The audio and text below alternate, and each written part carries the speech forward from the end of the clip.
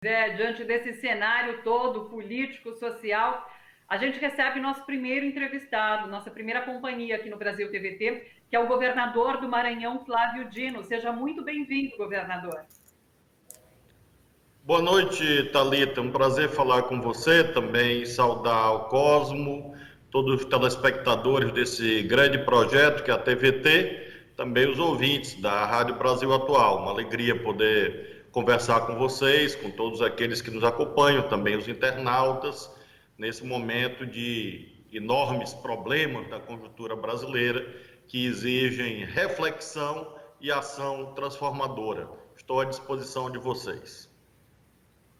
Governador Flávio Dino, eu queria começar te questionando sobre essa notícia que veio à tona hoje, trazida pela Mônica Bergamo na Folha de São Paulo, sobre a possível interferência da Polícia Federal numa investigação, adiou, né, uma investigação da Polícia Federal que culminaria ali no Queiroz, que culminaria na aparição da pessoa Queiroz ali envolvida com a família Bolsonaro. Isso aconteceu um pouco antes do segundo turno da eleição, essa investigação teria sido adiada por conta disso.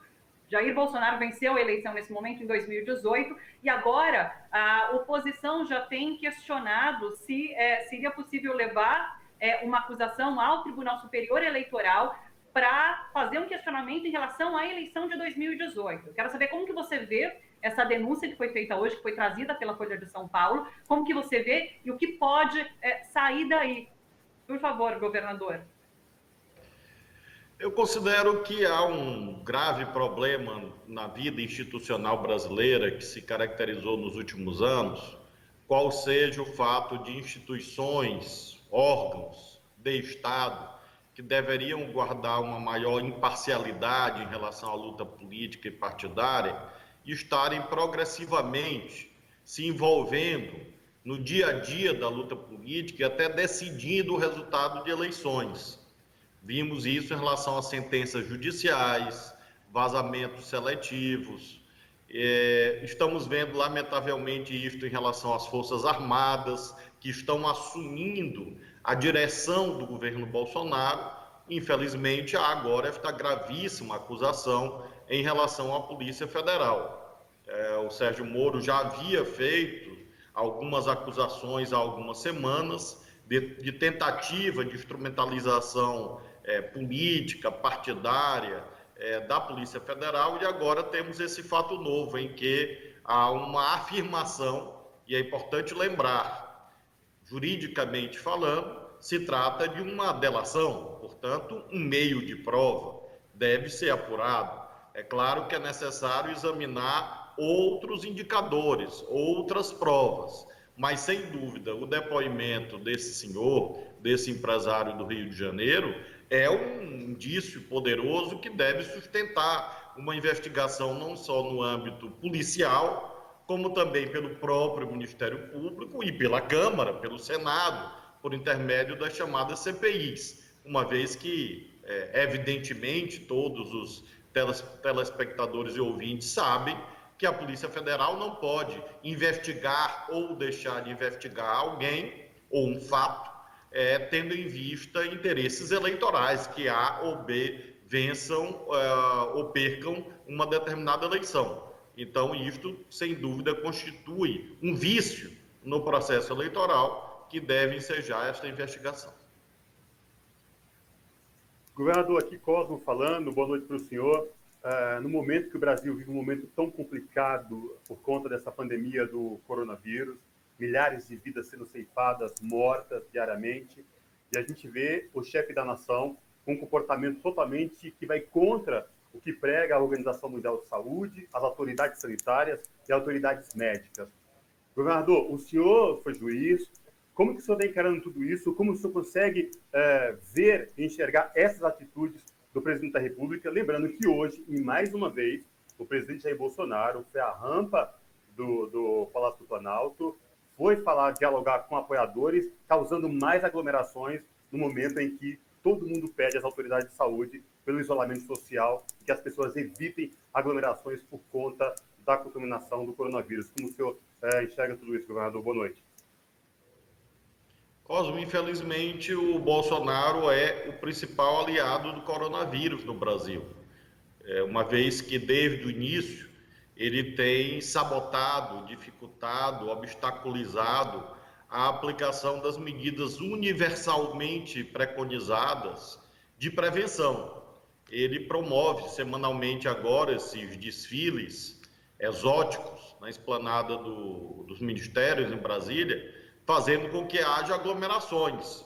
E nós sabemos que as aglomerações, nesse instante, quem diz isto são os cientistas, constituem um poderoso vetor de espraiamento, de difusão do coronavírus.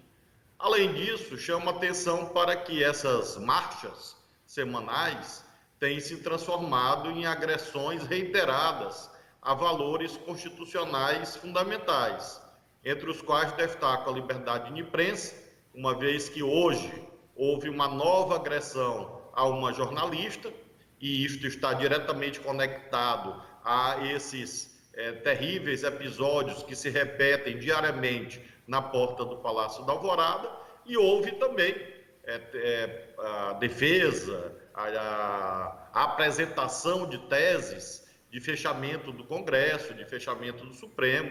Eu vi mesmo uma cena de algumas pessoas, de modo criminoso, na frente do Supremo, com um caixão, dizendo que as togas dos ministros do Supremo iriam se transformar em pano de chão, exatamente porque haveria o fechamento do Supremo. Então, tudo isso realmente é muito grave e ilegal.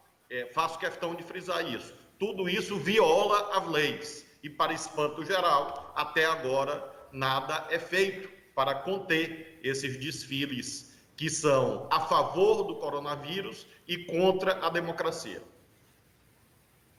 As notícias são de quem acompanha Brasília, acompanhou hoje essas manifestações, de que a própria equipe ali de Bolsonaro pediu para que faixas e cartazes que pediam fechamento de poderes fossem retirados. Então, nas imagens isso não aparece tão claramente, mas eles estavam ali. Agora, recentemente, governador, você disse, olha só, que seria ingênuo não considerarmos que Bolsonaro quer fechar instituições democráticas. E daí hoje, esse empresário do Rio de Janeiro, que fez essa denúncia em relação à Polícia Federal, essa interferência, Paulo Marinho, ele disse a mesma coisa. Ele disse que Jair Bolsonaro, o sonho de Jair Bolsonaro é dar um golpe. Eu queria saber como que o senhor vê isso? Como que esse cerco está se fechando em torno de Bolsonaro? Por conta das investigações, por conta desse inquérito no STF? Como que você vê que Bolsonaro pode agir nesse momento? Você acredita que um golpe possa ser dado por Jair Bolsonaro nessas circunstâncias? Thalita, esse general que hoje tentou dissuadir pessoas a ostentarem cartazes e faixas, não estava preocupado com a existência destes dizeres ou desses slogans. Apenas ele não queria que o Bolsonaro saísse na foto. E faço essa afirmação baseado num fato. Na esplanada dos ministérios havia dezenas de faixas e cartazes defendendo, estão fotografadas e disponíveis na internet. O fechamento do Supremo, como disse, houve essa marcha em direção ao Supremo, havia faixas fora Maia, fora Alcolumbre, que poderiam ser manifestações legítimas de rejeição no âmbito da liberdade de expressão. Só que ali há um elemento a mais, que é a ameaça concreta de fechamento, intervenção militar, ditadura. Tudo isto é objetivamente estimulado pelo próprio presidente da República. Então, a existência dessas falanges, dessas milícias, dessas facções violentas, acampadas e desfilando na esplanada dos ministérios já é um indício poderoso de que Bolsonaro está imbuído desse intuito despótico. Ademais, vemos que ele não tem planejamento para rigorosamente nada. Ele está tomado pelo pânico, pelo pavor, porque terá que governar. Até agora ele não o fez. Decorridos 500 dias, a presidência da República continua vaga, uma vez que não há um único projeto, uma grande obra, uma grande iniciativa, rigorosamente nada. Havia uma agenda de supostas reformas que iriam garantir a dinamização da economia. Não garantiram, nós vimos isso antes do coronavírus. E agora nós estamos diante de uma gigantesca crise econômica e social, e o Bolsonaro não tem a mais vaga ideia do que fazer com ela. Empresas em dificuldades, empregos. Então ele, tomado pelo pânico, derivado inclusive das investigações, está agora, infelizmente, estimulando essas rupturas institucionais, esses projetos despóticos no nosso país. Governador Flávio Dino, esse tipo de comportamento, na sua opinião, ele se assemelha justamente por isso que você acabou de citar, essa falta de incapacidade de governar. E aí, em todos os momentos, quando é questionado, seja por jornalistas, seja por autoridades de fora do país, quanto a projetos, ele vem com, digamos, cortinas de fumaça. Ataca LGBTs, lembrando, hoje é o Dia Mundial de Combate à LGBTfobia, ataca mulheres, ataca, enfim, negros, ataca minorias, enfim, para tentar tirar o foco. Isso é um reflexo da falta, da incapacidade de projetos efetivos para governar o país? Essas agressões reiteradas contra tudo e contra todos são, ao mesmo tempo, cortina de fumaça e elemento integrante do projeto. Ele tenta disseminar uma espécie de desorientação geral de tudo e de todos, um pânico, um medo, exatamente para tentar semear essas ideologias autoritárias salvacionistas, como se diante do desespero geral ele funcionasse como o elemento que irá salvar e redimir a nação. Isto aí, na história dos povos, é uma estratégia bastante conhecida da extrema-direita em outros países e agora também no Brasil. Então, o Bolsonaro deve ser cobrado o tempo inteiro sobre os seus verdadeiros deveres que ele assumiu perante a nação. Afinal, foi ele que se ofereceu para ser presidente da República. Foi eleito. Então, agora, ele deve cumprir aquilo que ele jurou fazer, ou seja, garantir a integridade do nosso país, o bem-estar da população, o cumprimento da Constituição. Nós temos a pandemia do coronavírus, temos a temática do auxílio emergencial. Será prorrogado? Tem que ser. Ele realizou um veto. Este veto tem que ser derrubado. O auxílio emergencial deve ser pago com dignidade. As micro e pequenas empresas, sobretudo, têm direito a crédito com prazo, carência e juros adequados para não quebrarem. Esta é a agenda que nós temos que apresentar o tempo inteiro para que o Bolsonaro não prevaleça esse seu ideário agressivo e autoritário. Governador, vamos falar sobre o Maranhão. São Luís e a região metropolitana estão em lockdown, né? Acho que são, se não me engano, 12 dias agora de lockdown. E eu vi, inclusive, uma publicação no seu Twitter que teve uma redução de passageiros de 87%, ou seja, funcionou esse lockdown. E a gente vê essa discussão sendo feita agora em São Paulo. A capital teve um esquema de rodízio, né, que hoje foi suspenso, a partir de segunda-feira agora volta com aquele rodízio anterior, que é um dia por semana. Mas Bruno Covas, o prefeito, inclusive falou que não pode decretar o lockdown se isso não for, se não vier do Estado, porque existe, de fato, uma região metropolitana onde as pessoas circulam. Por outro lado, a gente sabe que existe um empresariado em São Paulo que é contrário ao isolamento, ainda mais contrário a um lockdown. Como que você vê essa situação de São Paulo? Eu queria a sua opinião. Eu queria que você falasse um pouquinho sobre o lockdown de São Luís, região metropolitana, o que você viu como resultado disso tudo. E queria que você desse a sua opinião sobre o que passa São Paulo, porque hoje é o estado com o maior número de casos, com o maior número de mortes. Então, que vive essa situação dramática e parece que vai postergando essa adoção do lockdown e sendo adotado. Mas para frente, é claro que a gente só vai ver resultado também lá na frente, né? O isolamento, o distanciamento social, essas medidas não farmacológicas, foram aquelas que produziram resultado em outros países do mundo. Deus nos deu a oportunidade de termos o coronavírus após outros países, exatamente para que nós pudéssemos aprender com as coisas que deram certo e evitar aquelas que deram errado.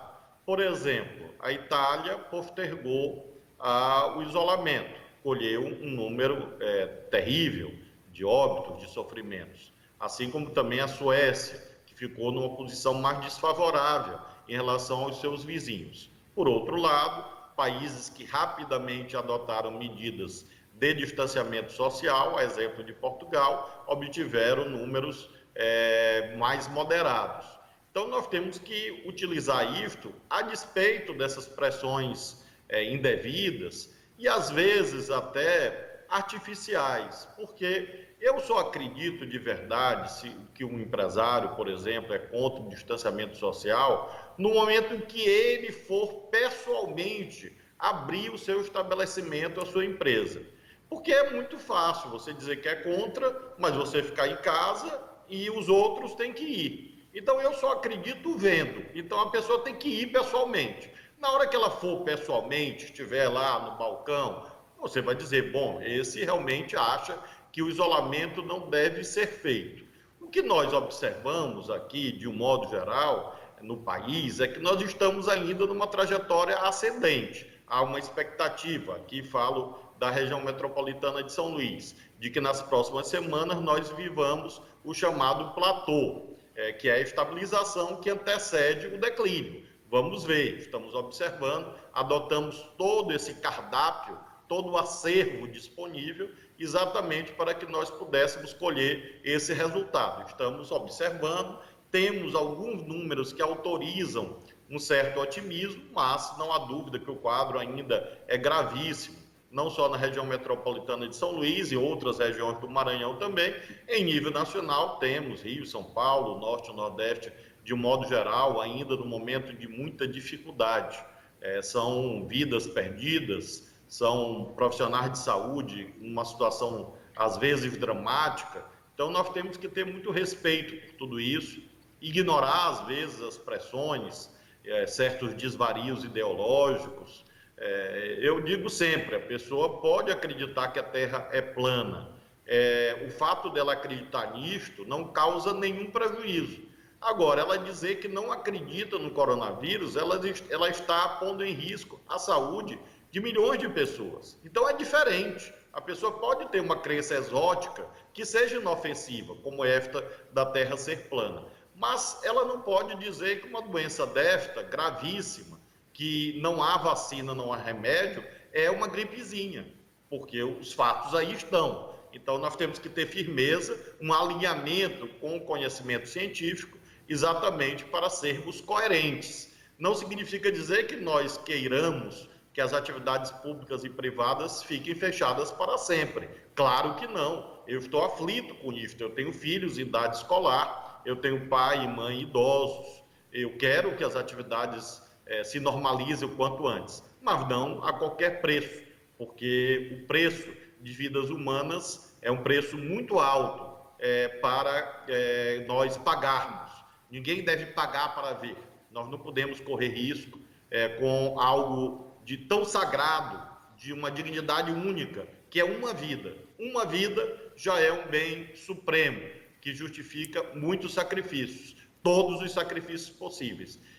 Ainda mais quando nós estamos falando do risco de perecimento de centenas de milhares de brasileiros. Já são dezenas de milhares. E se não houver firmeza, cientificidade, seriedade, nós poderemos ter centenas de milhares de brasileiros vítimas dessa terrível doença. Governador, no início dessa pandemia, teve muito essa questão de se correr atrás da China, tentando comprar respiradores, que a gente sabia, e aí todo mundo, os especialistas em saúde, falando da importância de se equipar os equipamentos públicos de saúde, hospitais, UTIs, com respiradores, e a testagem. A minha pergunta para o senhor aí no estado do Maranhão já foi sanada essa questão dos respiradores? Como é que está a interlocução governo do Maranhão com o governo federal quanto a repasses de respiradores para o estado do Maranhão? E mais, como está a testagem aí no estado do Maranhão? Está sendo aplicado testagens rápidas? Como é que está houve compra de testagens de kits rápidos? O Ministério da Saúde já forneceu kits de testagem rápida ao estado do Maranhão? O senhor pode falar para a gente sobre essa questão? Em relação a insumos de um modo geral, nós notamos que, lamentavelmente, o Brasil não se preparou. Nós temos um problema estrutural, portanto, de mais longo curso, que diz respeito à desindustrialização do nosso país, inclusive no que se refere a insumos de saúde. Fabricar máscaras e respiradores é uma atividade relativamente simples. O Brasil fabrica automóveis, fabrica computadores, robôs, fabrica aviões. Então, obviamente, tem capacidade tecnológica de ter respiradores. Quando a pandemia se configurou há alguns meses, é claro que o governo federal deveria ter feito a chamada reconversão industrial, reconversão produtiva, para que empresas brasileiras fossem chamadas a produzir respiradores com o governo federal comprando. Isto não foi feito. Então, quando se configurou a chegada do vírus ao Brasil, houve uma corrida em relação aos poucos fabricantes nacionais. Eu mesmo comprei respiradores de uma empresa em São Paulo que foram confiscados pelo governo federal. Posteriormente, eu fui ao Supremo Tribunal Federal com uma ação judicial e obtive uma ordem de que isso me fosse entregue. E, efetivamente, eu recebi. A estas alturas, juntando as compras que eu fiz no exterior e consegui, graças a Deus, receber, com mais essa decisão judicial, e 20 respiradores que o governo federal nos enviou, nós conseguimos compor mais ou menos 300 respiradores novos, que somados àqueles que nós tínhamos, fizeram com que nós chegássemos ao número de algo em torno de 800 respiradores funcionando no nosso estado. Nós começamos essa crise com 232 leitos exclusivos para o coronavírus. Vamos chegar amanhã ao número de aproximadamente 1.500 leitos, portanto, um esforço de ampliação muito grande em todas as regiões do estado. Portanto, nós vamos multiplicar praticamente por 6, 7 vezes o número de leitos disponíveis para o coronavírus. E isso exige insumos, não só respiradores, porque há outros instrumentos, exige profissionais de saúde, e nós estamos simultaneamente cuidando disso tudo. Até aqui eu lhe diria que conseguimos evitar o colapso, até o presente momento, no nosso sistema hospitalar. O lockdown que nós fizemos foi preventivo, não foi uma medida de desespero. Nós não chegamos a experimentar aqui uma situação em que, lamentavelmente, outros estados estão de terem filas de 1.000, 2.000 pessoas aguardando um leito de UTI. Não tivemos isto e estamos lutando todos os dias. Agora mesmo, já vou fazer daqui a alguns minutos uma reunião diária que eu faço com a minha equipe de saúde para que nós planejemos todos os dias, abrangendo todos esses itens. É uma luta difícil, como disse, nós não temos uma situação estável, uma situação confortável, uma situação muito dura, muito difícil, e é preciso trabalhar sempre em todas essas frentes, em todas essas vertentes. E extrair lições disto. Destaco duas. A primeira, a defesa do Sistema Único de Saúde, do SUS. Se não houvesse o SUS, a estas alturas, nós teríamos milhares de pessoas morrendo nas calçadas, porque não teriam nem chance de serem atendidas, tendo em vista que os custos nos hospitais particulares estão cada dia mais altos, pelo efeito mesmo da chamada lei da oferta e da procura. Então, o SUS é um patrimônio dos trabalhadores e do povo brasileiro, deve ser sempre defendido. E a outra lição a ser extraída é esta sobre a importância de um complexo industrial de saúde que evite, inclusive, que a gente exporte dinheiro e emprego para outros países. Ora, na hora que nós estamos gastando milhões de dólares, milhões, centenas de milhões, comprando respiradores na China, ou na Europa, ou na Turquia, nós estamos gerando emprego lá e mandando dinheiro do povo brasileiro para gerar empregos em outros países. Exatamente, nós precisamos, portanto, de um sólido complexo industrial da saúde que dê autonomia ao nosso país e que sustente esse patrimônio do povo brasileiro, que é o SUS, o Sistema Único de Saúde.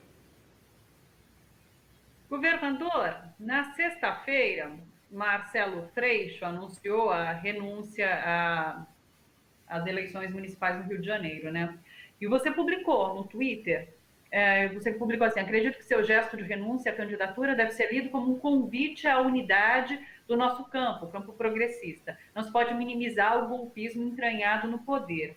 Eu queria saber como que você avalia a unidade e a necessidade de unidade desse campo progressista, visando a superação desse momento que a gente passa, triste, por conta da pandemia de coronavírus e por conta da ineficiência do governo Bolsonaro, mas também já visando, de repente, as eleições de 2022. Como que você tem avaliado o campo progressista?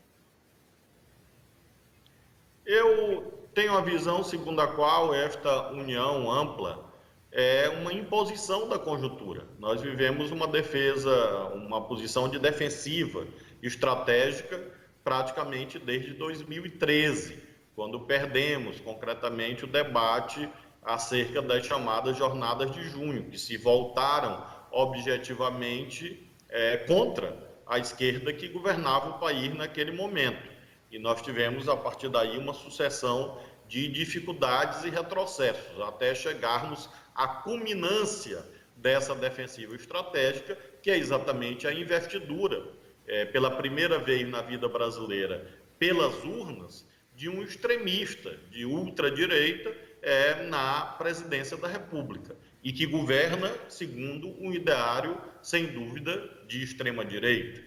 Então, numa conjuntura desta, nós não podemos colocar em primeiro plano os dissensos, as divergências. Nós temos que, ao contrário, sublinhar aquilo que nos aproxima. Por isso, tenho feito reiteradamente esse chamado e apreciei bastante o espírito de sacrifício do deputado Marcelo Freixo, porque serve de alerta para que nós consideremos isto. Nós não podemos, nesta conjuntura, permitir que a esquerda não vença eleições municipais, são 5.570 cidades.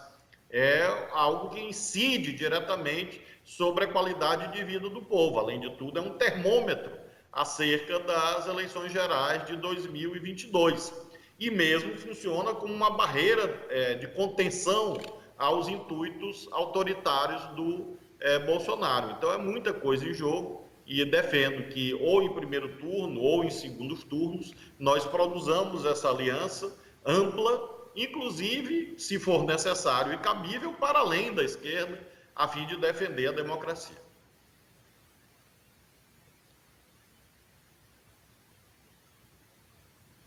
Cosmo está com a gente, conexão. Sim, não, sim, continuamos aqui. Acho que o governador tem um compromisso agora, acho que a gente vai ter que liberá-lo. Tá bom. Vamos ter que encerrar. A gente agradece demais, governador Flávio Dino. Muito obrigada pela entrevista.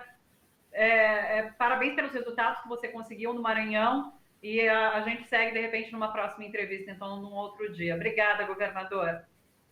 Obrigado, governador. Agradecer a você, Thalita. Muito obrigado a você, ao Cosmo também, aos telespectadores e ouvintes e, sobretudo, cumprimentar toda a equipe da TVT, da Rádio Brasil Atual. Vocês fazem um trabalho magnífico, um trabalho exemplar em defesa da verdadeira liberdade de expressão, da democracia, dos interesses dos trabalhadores. Muito obrigado a vocês, parabéns, força, fé e esperança. Muito obrigado. Obrigada, até mais. Tchau, tchau.